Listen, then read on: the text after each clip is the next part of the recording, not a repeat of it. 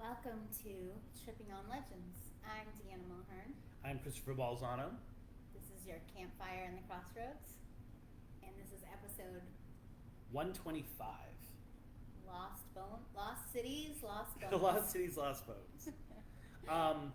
And it's an interesting episode. So if you've been listening lately, what we've kind of been doing is giving you, I think, a whole bunch of really cool legends, right? Like a whole bunch of legends. So it's kind of like you're listening, tripping on legends. You're getting a whole bunch of little stories. You're honoring the story, and then we slide in with the Florida one, right? Mm-hmm. Because really, honestly, there's a lot in Florida, which I think is the spirit of the show. There's a lot in Florida that is just reflective of what other things are happening. You've always said that. Across the country, across the world, right? Could have been in your town. Could have been in your town. Most of these stories happen and can happen anywhere. And oftentimes I'm driven by, I see something, because no offense to you, but I'm the driving force. I'm the driving force of the show, right? So sometimes it's like, oh, I really want to, like we haven't been, I want to take Deanna out to the East Coast. What's something on the East Coast, right? And so I look for like places that we haven't been before, like parts of the state we haven't been before. And I try to find a legend that's You're trying to get away from middle Florida, then? I'm just trying to get, so that 75 doesn't become the sole pathway to the knowledge of tripping on legends. Okay. And also so that you can kind of get, different places, like different perspectives. And, we would have never gone to, like, Boca Raton if I hadn't thought that way, right? Right. And so that's one way that I sometimes... But the Ocala is so haunted. Right. There are certain places that keep calling us back, right? That definitely do. And then you always #follow the signs, go with those. Then other episodes, I see something that is maybe in another person's mind completely unrelated. And I go, what? Huh? Like that piques my interest. And then all of a sudden I'm in a rabbit hole that somehow weirdly connects to... Yeah, you do that like every day. That's my curse or my talent. I don't know which one it is. It's a very common theme for you. It is a common theme for me because half the posts that I put on our social media are, this is what I discovered when I was doing something else, or like, well, even like can't believe I was bookcase cleaning. So I've been cleaning out my. Supposed to do one thing. I've been cleaning out my bookcases, trying to figure out how best to organize my brain via bookcases, like how they should work in me. This could be an analogy. And so, right, I should, I should actually film some of the bookcase and send it to a therapist.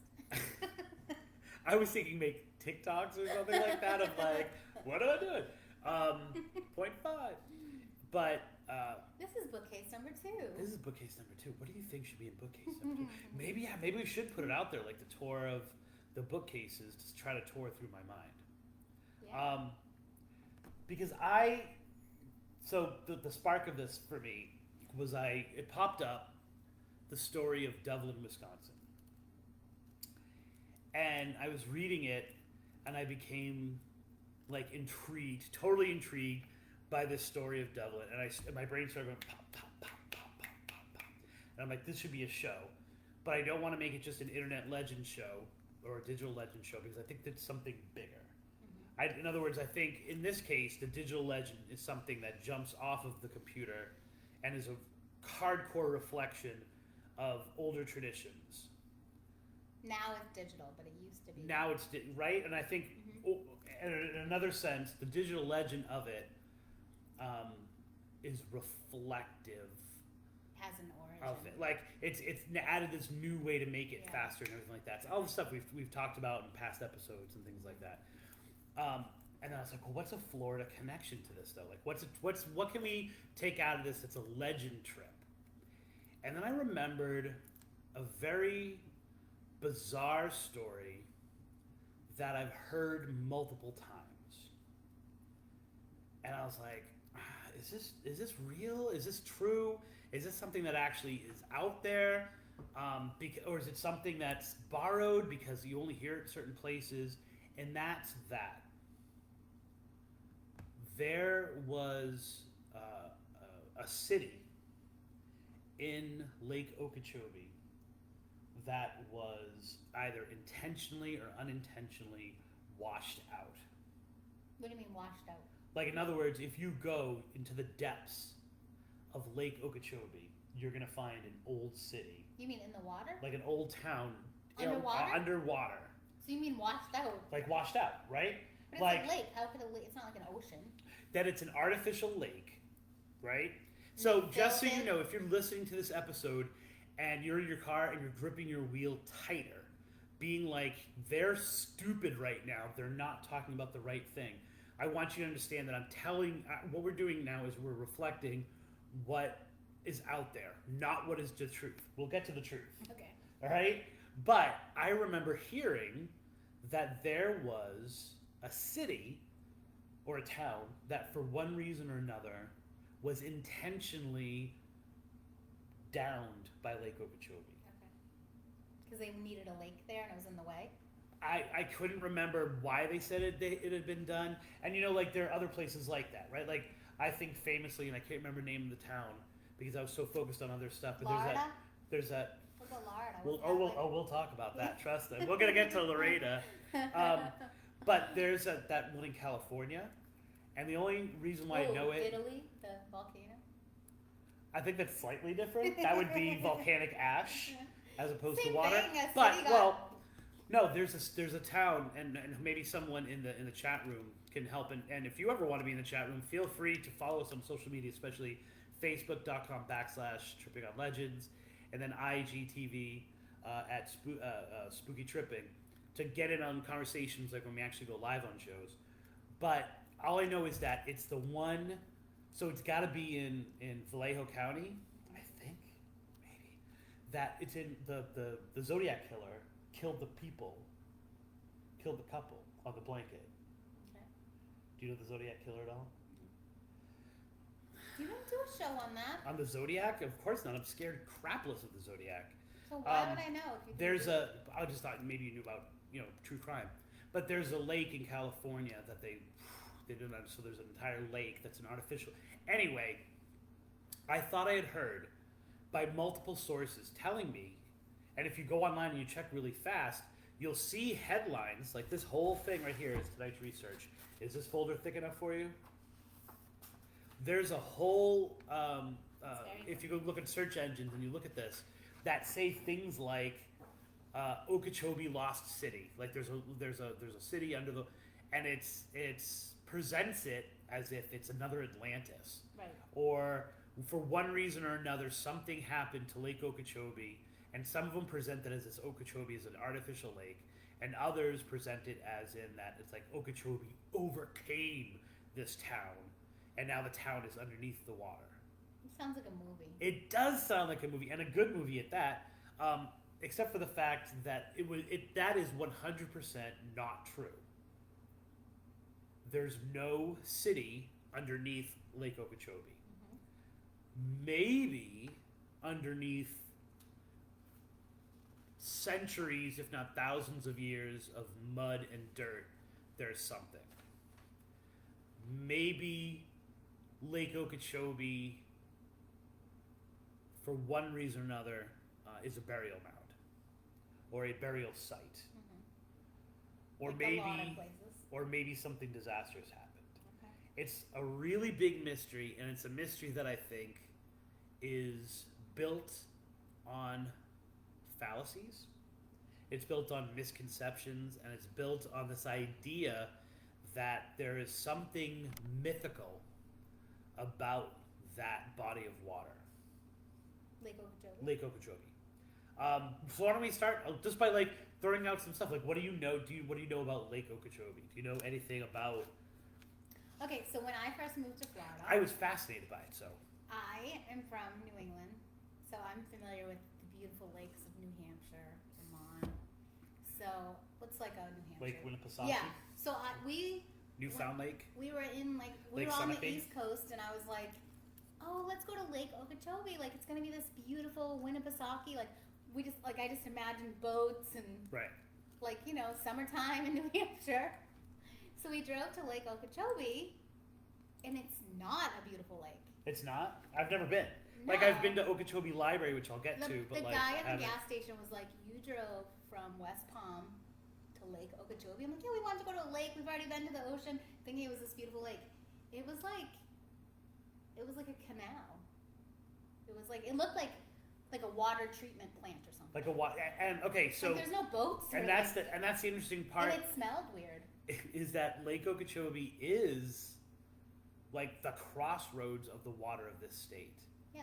And I spent a lot of time looking at what exactly is Lake Okeechobee in terms of like in the environment, what does it do? Right. And I found a lot of conflicting information, and then a lot of information that said it used to be this, but it was this. But basically, we can think of it this way: like it feeds and gets from the Everglades, and kind of controls all of the water in the central part of the state.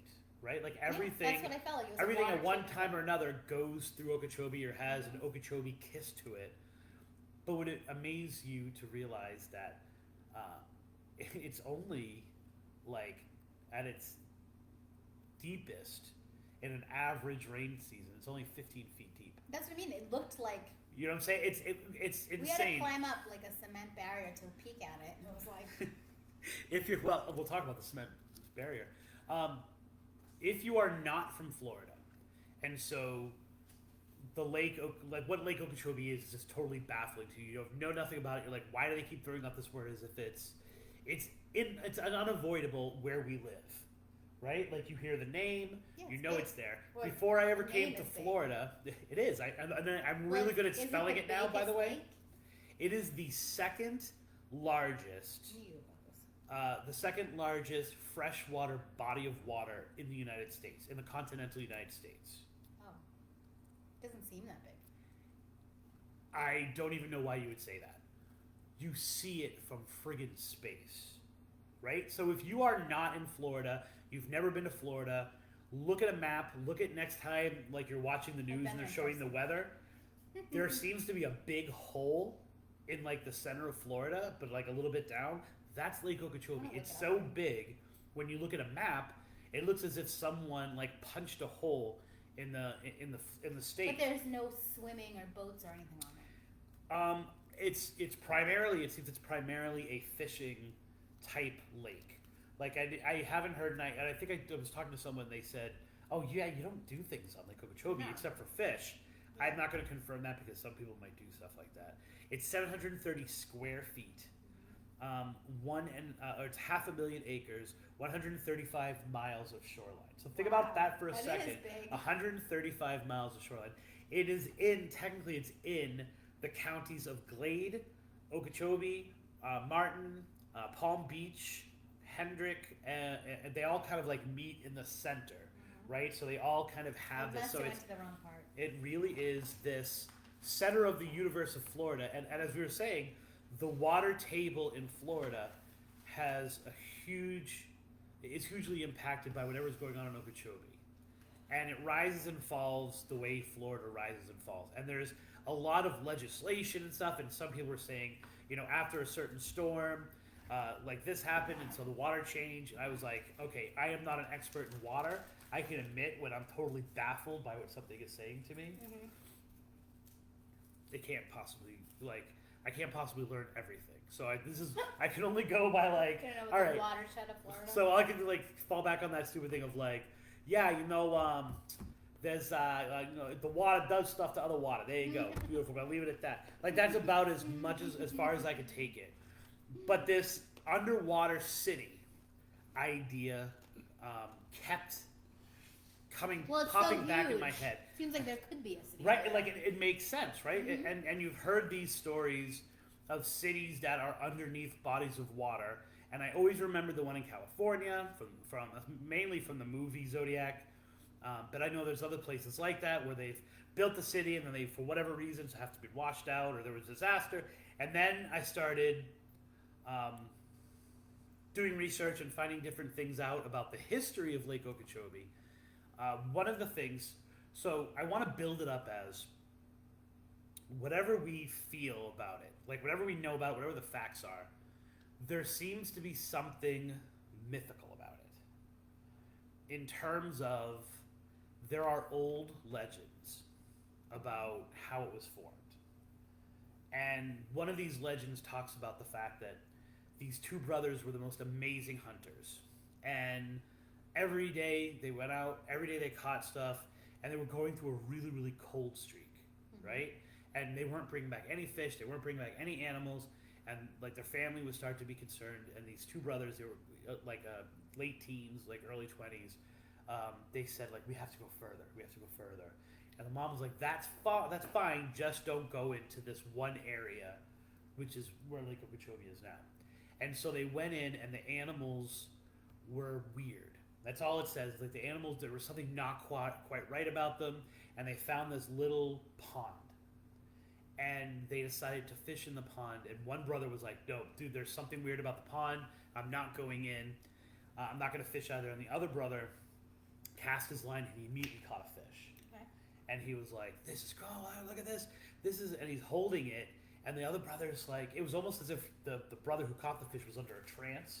And he's like, don't eat that fish, there's something wrong with it. And he's like, what are you, crazy? And he started eating it. He didn't even cook it. He just like bit the head off and was like eating it. And it was like, what's going on? Like, there's something wrong with it. And he's like, you're crazy, it's the best fish I ever had. And then he finishes the whole fish. And then he looks at his brother, and his eyes kind of like start to twitter. And he's like this. And then he says, there's something wrong with me. Oh, there's something wrong with my stomach. And he's like, go get help. And so he runs and he goes and gets the entire village. And by the time they come back, that brother has turned into a gigantic snake, right? And so he's a snake, but he still kind of has like the humanity in his eyes. And he's saying, brother. He's kind of calling out to him. And he's like, no, buddy, I told you not to eat it. And the brother starts swimming like in circles and circles and circles.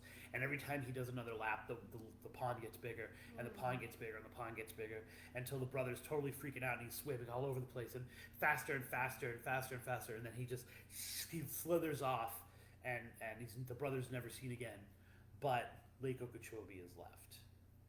And so there's something weird about that river. It has a supernatural origin, and there's something not quite right about the fish and the animals that are around it. And I guess that lake, or that becomes the Kissimmee River.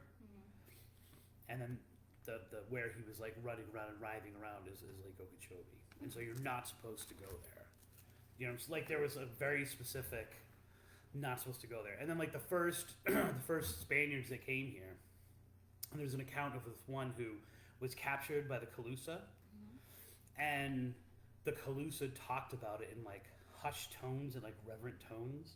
To who? To this guy. Okay. Like he would overhear these conversations. He said, what are you talking about? And they were like, there's this great lake and and you're not supposed to go there. And it's cursed somehow, but it was never really like it was cursed. It was just more of like there was something just off about it, and they didn't speak about it. So if you don't know the Calusa are fishermen, right? They're hunters. They are, is it safe to say, do you know about the Calusa? You're a school teacher. The Calusa are like the badasses of the Southern Native Americans. Yeah. Right? Like right, but like the Calusa were the ones that like when the Spanish came, the Calusa immediately fought them. Yeah. You know what I'm saying? Like it was they weren't like those. No, we have a balance with nature. These are new people. What do they want? Like, let's talk to them. They were like warriors. Right, like they were like hardcore. And so for them to be kind of very protective and like don't go there, has like this kind of it adds to the weirdness of it, right? They would go anywhere. Because they would go anywhere, they would do anything, and they called it, the Calusa called it Miami. Like spelled, yeah, like spelled completely different, but essentially pronouncing it almost near to the word Miami. Really? And then when the Spanish first started to come, they would call it like water of the Holy Ghost or Laguna, like you know what I'm saying, like. So where did this Okeechobee come from? Okeechobee is a Seminole word, which means big water. You didn't think I knew that, did you? I knew you knew Okay. that. Yes, and that's like the first thing everyone always, of course, every entry about Lake Okeechobee has to say, Lake Okeechobee, which is Seminole for big water. So it's there all the time. And I was like, oh shoot, did I write it down? I'm like, yeah, I wrote it down right there. it digs into this history of, is it a fear we have that our town is going to go away, right? That societies have been wiped out before. Is there more Florida towns that have gone away than other places?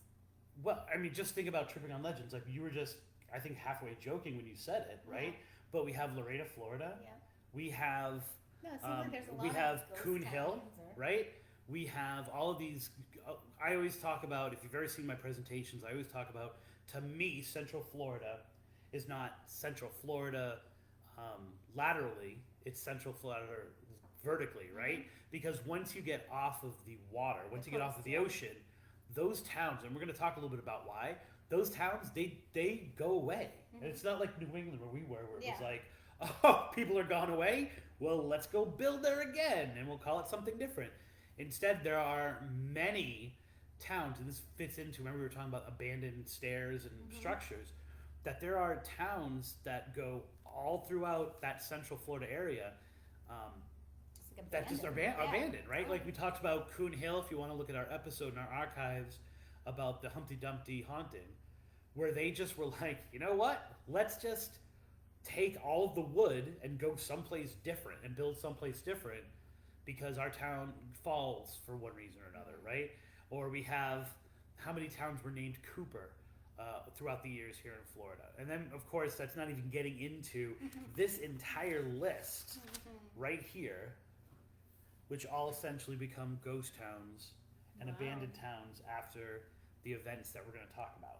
So after 1928, all of these towns go away almost instantly. Wow. But we'll get to that. It's a lot of towns. It is.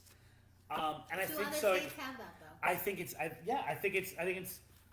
unique to Florida. I don't think it's unique to Florida, but Florida. I think that it's the right conditions have to occur, and part of those conditions are places that you can't regularly get to. Yeah. Right.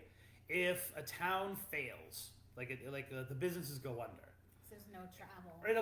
Right. But it's there, right? And maybe someone else settles it, or all of a sudden a highway gets built. Right, and so you go through that town, and, right? And then because of, something recognizable or something you remember, the town has a life even after it goes away, and then it becomes something different. So it's like, oh, this town used to be, some British name usually, right? Like Johnston Mills, and now it's called, Andover. That's not actually what Andover used to be called, so I don't want calls and emails on that. But I think we always, whether it's because of a flood, right? Like all these flood stories where everything gets wiped out, that are in so many different civilizations, Christianity, Judaism, Egyptian ones have these stories of floods. I think we have this tentative relationship, we're gonna get wiped out. We're going to get washed over. But water is kind of like healing, too. To get rid of the town, it's flush it out. Well, it's not for the people underneath the water. No, I know, but after. Yeah, and if you think, right, because it's it's purifying, and all those, purifying. and all the folklore, the mythology behind all those stories is a purifying moment in history, right, where this happens. There was some evil. There was an evil that needed to be cleared out. Even ice ages are like that, right? Mm-hmm. But what about modern times? A town should not, for all intent and purposes, Laredo, Florida is a ghost town. Mm-hmm. But we know it. It has a name, right? We can identify it. What got me started on this path were these different towns, these different rural, they're almost all rural, right? Because that's going to be a common theme, that just disappeared. And why the hell did they disappear? Right? So there are places where people live. Can we just say? There are people. Nobody's traveling through it. There's not known for anything. We already know the answer. Except for the fact these are all in modern times. After in modern times, there should be some history, right? You're saying there's no record. There's no records of them either. So the interesting thing is, we talk about. I just decided to write them. We've talked time and time again. It's the major thing I'm working on right now is about Pemberton Ferry and how, because of a fire, so many records of Pemberton Ferry are lost, But that's still 150 years ago, right? Right. That's still quite a ways away. That like it was founded and it had its kind of heyday, if you will. Whereas some of these are extremely modern. So I thought we would take a little tour across the United States. Yeah, I'm like, what is extremely modern? I'm glad you asked. How about 1928? I wouldn't say that's extreme. I would say that's enough that there should be pictures, that there should be records, there should be. Okay. It's hilarious, by the way. I'm just going to throw this in there because it was hilarious. We were doing the Gettysburg Address last week, and I was talking, and one of my students the next day after the first day we worked on it said, "I don't think this is as important as you think it is." And I said, "Why not?" And they said, "I was searching all night for a video of Abraham Lincoln giving the Gettysburg Address, and I could not find one." Oh my gosh. So 1928, according to, let's travel to the fine state of Iowa. 1928 could be like silent pictures. It's Right? actually I think Did they have talkies. I think talkies? talkies were around by then. Talkies just came out. Let's talk about Urkhammer, Iowa. Okay. What a great name, Urkhammer, right? A lot of this stuff comes from Obscure Legend Wiki. So you know it's going to be weird if the source for a lot of this stuff and the stuff that's borrowed from it comes from Obscure Legends Wiki. Is this something you use often? It's something I'm going to use often now because it is an amazing site. This one sounds like it might be some kind of time slip or like a portal dimension shift. So this town in Iowa, and I would say rural Iowa, but isn't all of Iowa rural? Like I'm trying to think of in 2013. I don't know. Boise? Oh no, that's Idaho. Iowa. Boise, What's the Iowa. capital of Iowa? Iowa City. No, it isn't. No, I don't know. I mean, they have universities and stuff, but we don't want to isolate people from the Midwest, so we're going to go on. This started first appearing online at a website called Strange States, right, by a guy named Cullen Hudson, and it was framed like it was an official history.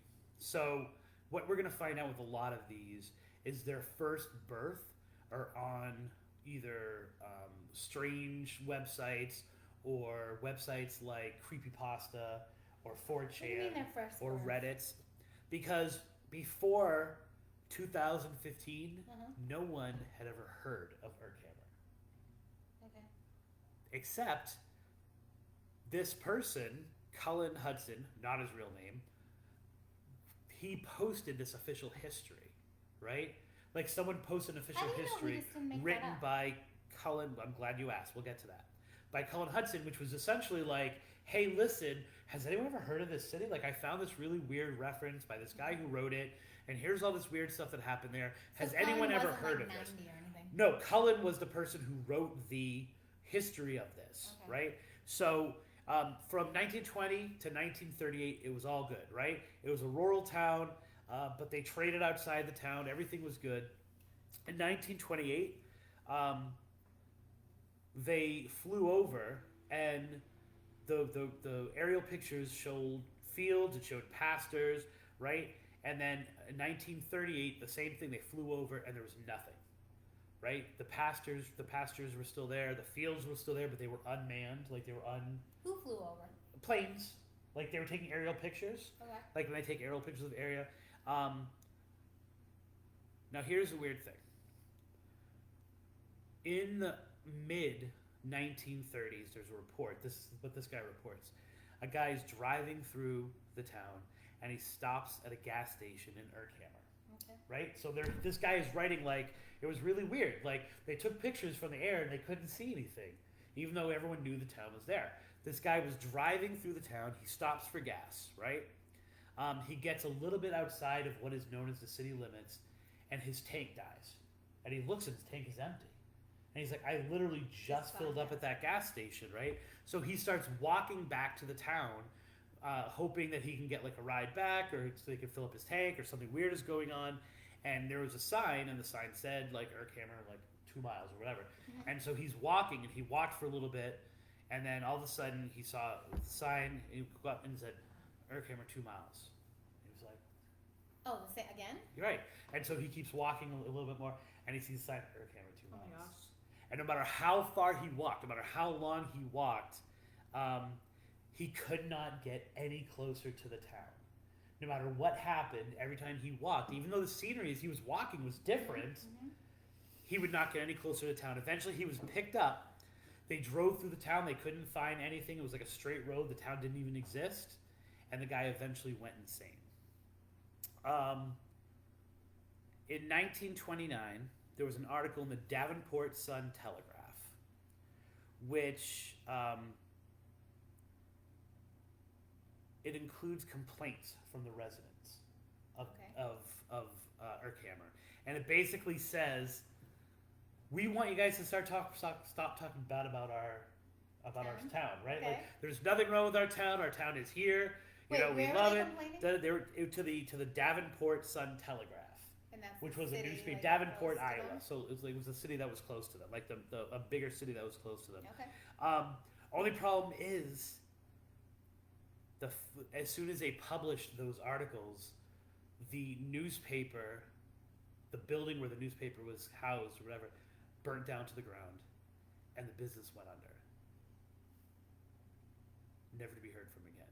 Like the paper just completely went out of publication after it published those. I did a lot of research. There has never been a Davenport Sun-Telegraph. There's never been. Okay. Right? So there are no, it's not like you could go to newspapers.com or ancestry.com and you can look up articles in the Davenport Sun-Telegraph. But that aspect of the story of saying, like, there was a newspaper article and they had specific quotes from the residents of Urkhammer in there, never existed. Right? In 1932, Illinois family from Dust Bowl, California, right? So they were suffering from the Dust Bowl. They went to California to try to, like, grapes of wrath kind of shit, like try to make their fortune. They came back. Their names were, these are great, right? Tell me if you're going to make up names for a story, these are the names you make up. Palooka Bankforth and Tributation Escalantes. Those were the names of these two guys who were part of this traveling people going back across the country, having failed in California. They find a shop. They land in Urkhammer. They find this shop.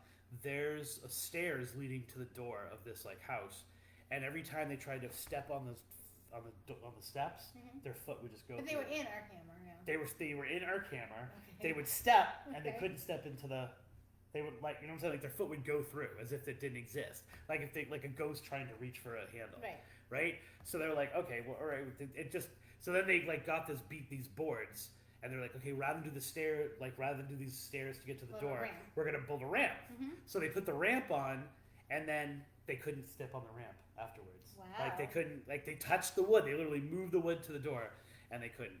And then there were a whole bunch of other unreported things, right? So because it was so small, they went to complain about it to the next town over, right? So the next town over, the sheriff, right? And they're like, okay, well, we'll meet you there. They went there. They went to the police station that was there, and they tried to open the door, and their hands... In the next town? In the next town. The next town's sheriffs came over. Oh. Right? Okay. To see, like, well, something weird is going on, and they couldn't open the door to the other police station because their hands were just going through. Ooh. May 7th, 1932, Fenelius Bumpf reports that the town is completely gone. Right? There was a story, gypsies later were saturated with tears of the disappointment and the deep despair of those who were never born. They felt that. They tried to camp like right outside of it. There is no reports of it ever. It's been washed away completely from history, but the story has been repeated and repeated and repeated. So it's right next to another town. Right. So can you research like the other town's records, or you know what I mean? Like, did they have football games against the town, or like? I like the way you think. Did you have a school? Nope. Like, records from Urkhammer has never existed. It's on no maps whatsoever, right? It has no. There's no connection to anyone. No one was born in Urkhammer. No one remembers. No one knows this Cullen guy and like where he got his research for it.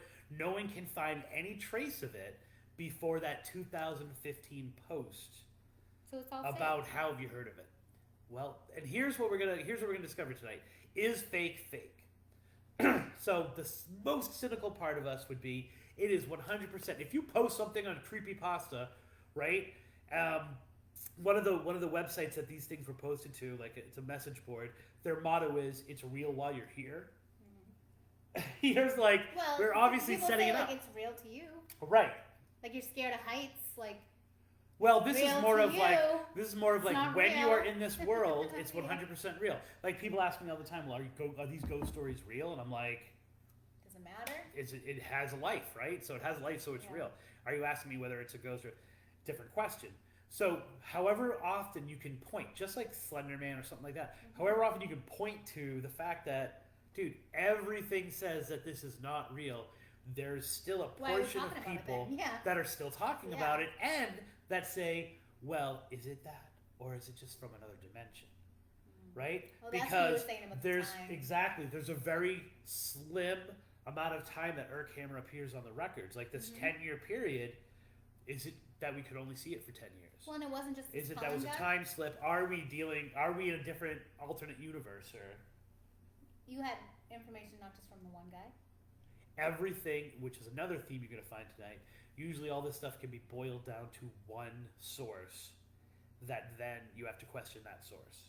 So it would seem as if clear-cut case of someone posted something interesting and got a lot of traction, right? Because all of those websites and everything we're going to talk about, and all those websites, they hit it, and then there's a ton of comments. And sometimes those comments are, no, that's a totally real place. I was there, my uncle went there. When we get to Doveland, you're going to be like, people say like, no, I remember buying a cup or seeing a cup from a friend that had Doveland, Wisconsin on it, and it doesn't exist, right? So it's a case, I'm waiting for someone to say it, whether it's someone in the chat room or you itself, to say this keyword, but we'll wait to see if anyone else says it. Because we're going to travel slightly to Kansas. Have you ever been to Kansas? I've never been anywhere near any of these places. As I was going through some of this, I wondered, like, does the Wizard of Oz actually have an impact on this story? Like, it's because there's a lot of elements to it that are weird, Kansas, right?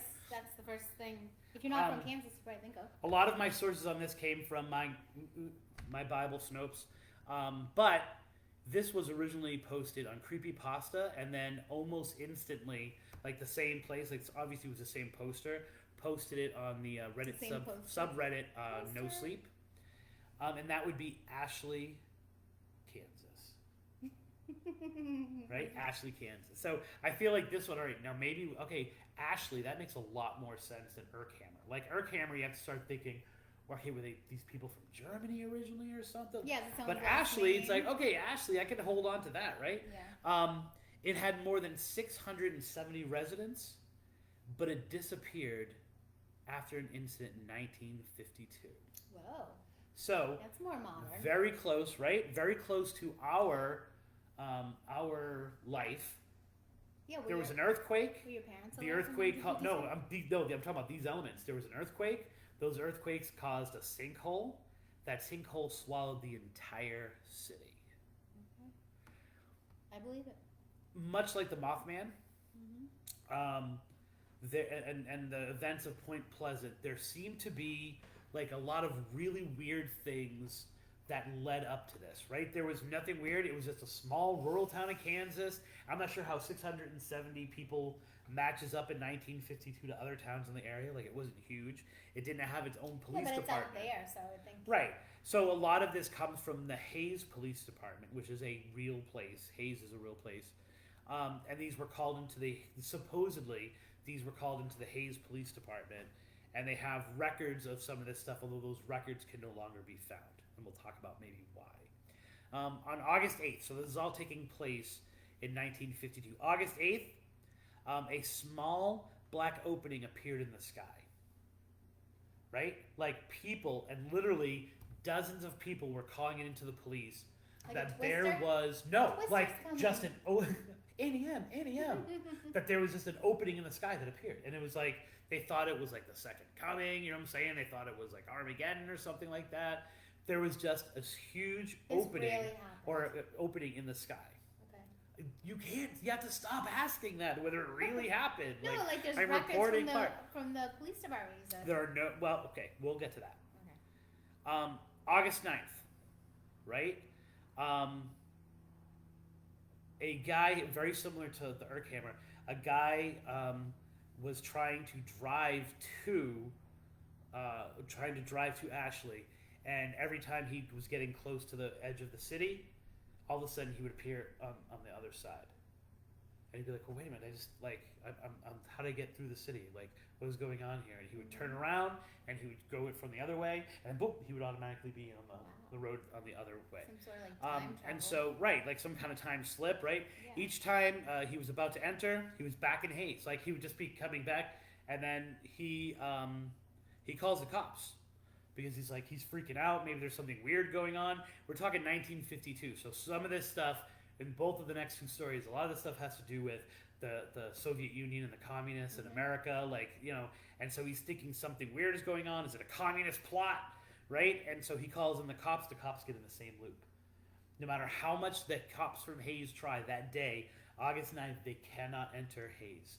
I mean, they cannot enter Ashely. Every time they try, they end up in another part of the area, seemingly having driven through. But the reports from Ashely were the opposite. So people were calling the Hayes Police Department from Ashely saying, "We keep trying to leave. And every time we try to leave, we end up back on the other side of the town, driving in the same direction." So no one could enter the town, no one could leave the town. And then one family said, "That's it, we're finally going to do it, we're finally going to break it." And they drove, and they drove, and they drove, and they were never seen again. This is like alien stuff. Isn't it? Like, this reminds me of every episode. I should be wearing my Fringe shirt, or like my X-Files. I don't have an X-Files shirt, but my Fringe shirt. But it is Bad Robot, so Bad Robot is, from Fringe is from Bad Robot. So August 10th, so now this is the next day. So first 8th, 9th, 10th. The sun never rose. The entire day, the sun never came up. And just in Ashely, and people who were outside of Ashely could not see into the city. Right? It doesn't report what they saw, like if they saw a black void or something like that. But the town itself, so if you imagine, if you're driving along a road, you see like the houses, you see the outline of like Main Street or whatever, and they could not see the outlines of anything in the town of Ashely. It was just like as if it didn't exist, as if it had never been built. Like they could see through it. August 11th, a woman reported her daughter. A man reported that her daughter was talking to her father. So, a woman reported that her daughter was talking to her father, like having a conversation with her father. Her father had been dead for 3 years. And the father was saying very specific things that, like, the daughter wouldn't know because she was young, unless, like, someone was telling her these things. And she kept saying, "Daddy wants me to join him. Daddy wants me to join him." And so she calls up the department. She calls the police department. She's telling the police department about this for some reason. What do you want us to do? Right? They're like, "What the hell do you want us to do?" And you know why we can't do anything? Because we got 329 other calls of the exact same thing from residents of Ashely that day. It seemed as if little kids were talking to their dead parents. August 12th. Now, Ashely at that time, as a town, has 217 kids. Okay. Every single kid disappears. What? Right? So obviously they're getting frantic calls. Over 400 phone calls were made to the Hayes Police Department about these kids that were missing. They didn't know where they were. They all seemed to vanish at the same time. And they didn't know what to, like, Hayes didn't know what to do. So they said, like, do not leave the house. Do not go anywhere. Just stay completely inside. Like, don't go anywhere. And so no one ever looked for these missing kids. August 13th, an elderly man by the name of Scott Luntz reported a fire. But the problem was that the fire was coming down from the sky, right? And so he's literally looking down at the sky, right? So rather than something being on fire, the fire is coming down from the sky and kind of dissipating before it actually hits the ground. So it's like the entire sky eventually ends up being just this huge flame and then disappears, like goes away, and then comes back again like several times over the course of the day. He said that it eventually was as bright as the sun. On August 15th. My gosh, it's like never ending. Well, these are all leading up to the big event, right? Oh my On gosh. August 15th, a mom gets a phone call. So they actually have the 911 like transmission, like the transcript of it. Uh-huh. The mom is quoted at the very beginning of the 911 transcript as saying, "They've all come back. They've all come back. They came from the fire." Oh my gosh. Right? And so in this recording, you hear, right? And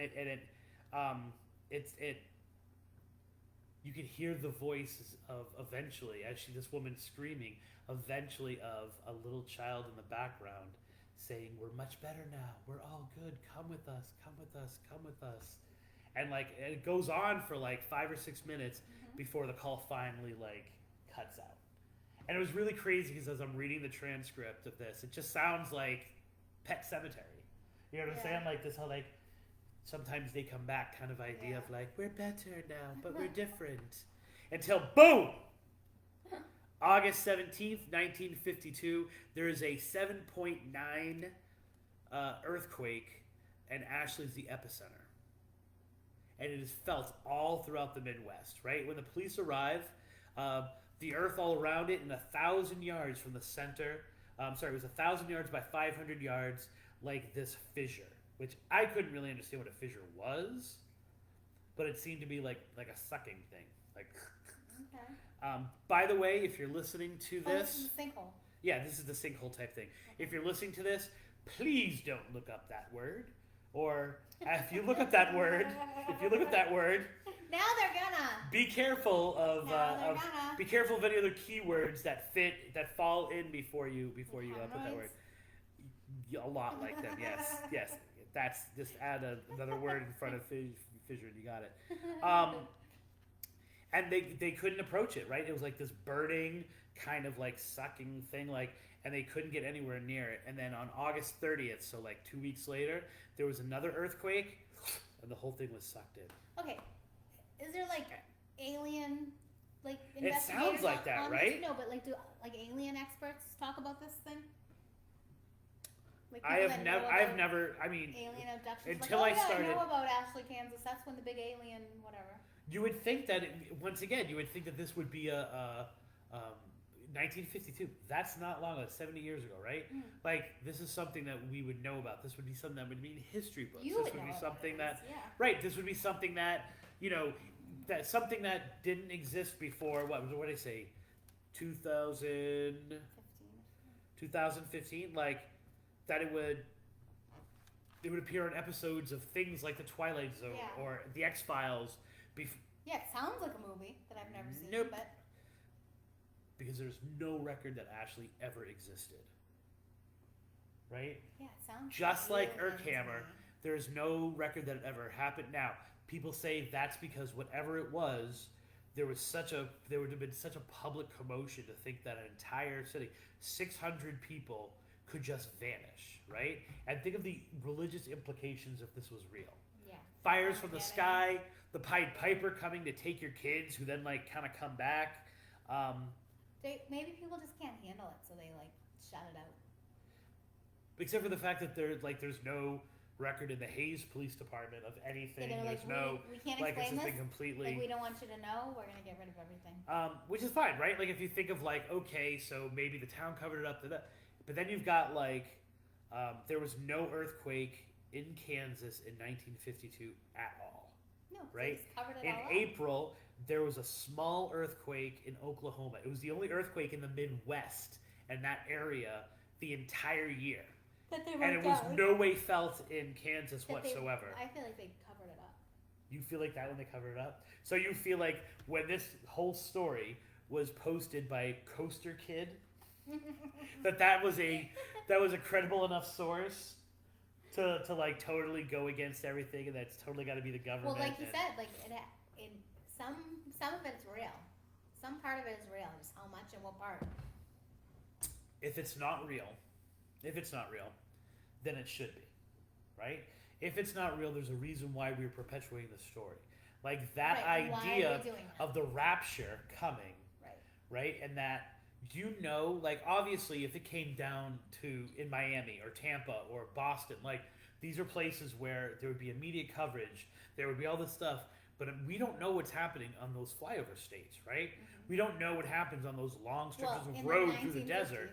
In the 1950s too, right? Like in 70 years ago too, that this kind of, don't you know that this kind of stuff happened? It just could be like a small town can disappear. Imagine the panic, because if that can go, then the next town can go. If the next town can go, it can eventually make its way to a major city. And you know all the conspiracy theories about aliens, though? Like, if it had anything to do with aliens. Right, and you keep bringing up the alien part of it, which is not even on my register. But it's like, yeah, like if that were confirmation that aliens, right? Because it is coming, everything is coming from the sky. They keep saying from the sky and fire from the sky as well.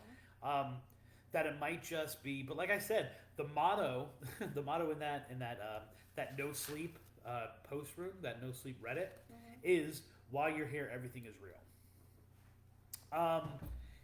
There's something interesting that happens here, and I'm going to get to it after we do the next one, just because the same thing happens in both the stories. Because the next one is Doveland, Wisconsin.